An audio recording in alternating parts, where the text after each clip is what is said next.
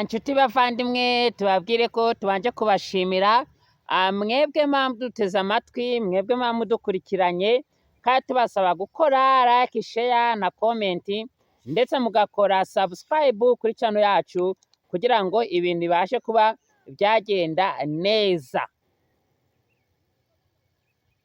Ni ukuvuga ngo nyuma y'aho baciye ibyuma abantu badikiriye Mirinda, bivuga ko Mirinda yatangiye nayo kuba yazamura ibiciro kubera ko uwari mukeba wayo, ubundi ubusanzwe iyi Mirinda igura amafaranga 1000, ariko ukaba wanywa Mirinda zigera mu 10 ntugire icyuba. Mu gihe inzoga bita icyuma wanywaga agacupa kamwe k'5 ugahita uba ibyatsi. Bishatse kuvuga ko izi nzoga z'ibyuma zari zifite ikibazo gikomeye ku buzima bw'umuntu. Hari n'ubwo abasore bayinywaga, bamara kuyinywa bakagenda bagafata abana ku ngufu. Abasore bamara kuyinywa bakagenda bagateza urugomo, ariko nk'umuntu wanyoye Mirinda nta kibazo aba afite.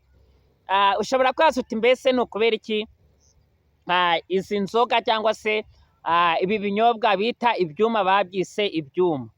Impamvu babyise ibyuma ni uko umuntu yamaraga kubinywa agahita afata icyuma akagenda akica mugenzi we. Ni uko umuntu yamaraga kukinywa yarangiza. Inzoga z'ibyuma ni mbi, kandi mu by'ukuri niba uzi ko hari umuntu wabinyoye munziranye w'inshuti yawe, umubwire ajye kwivuza, ajye kwa muganga, bamanze bamupime ikigero cya alcohol kiri mu mubiri. Uramutse unyoye Mirinda warangiza ukarya umuneke wawe, waba ubaye iki? Aho kujya kwiyahuza ibi biyoga ngo bya kiwingi, ngo bya nguvu, ngo bya konyage. None igitangaje muri ibyo, izi nzoga z'ibyuma hari n'abayobozi babinywaga. Nk'ejo bundi mu karere ka Burera, gitifu w'akagari yanyweye icyuma. Amaze kunywa icyuma aza guhohotera umuturage. Ntabwo yaza kuba yanyweye umutobe cyangwa se yariye umuneke, yari kuza guhohotera umuturage.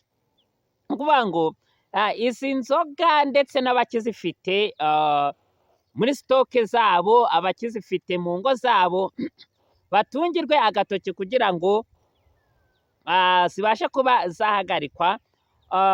Naho muri ADEPR ho biravuga ko by'ukuri bakiriye uyu mwanzuro wo kuba bahagarika ibi biyobyabwenge, ndetse si muri ADEPR honyine, ndetse no muri Anglikani, mu Bakatolike. Ni ukuvuga ngo amatorero yose aho ava akagera yamaganye iki gikorwa, bavuga bati mu by'ukuri ntihazongere kugaragara inzoga nk'izi ngizi zangiriza ubuzima bw'abantu.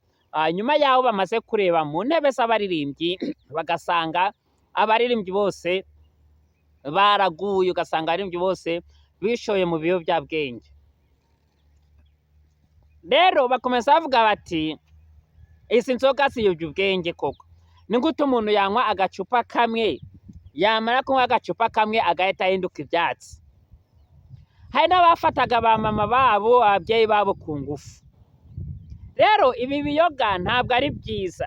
Hari abana twiganye babaye abasaza, abandi babaye abakecuru. Kubera iki? Kubera ibi biyoga. Ibi biyoga by'ibyuma, umuntu uzi ubwenge abivaho, yamara kubivaho akinywera iki? Akinywera za Mirinda, akirira imbuto zirimo n'imineke, agakomeza kugubwa neza. Ngaho rero reka tubasabe mukore subscribe, like, share na comment kuri channel yacu. Turabakunda, muri ab'agaciro.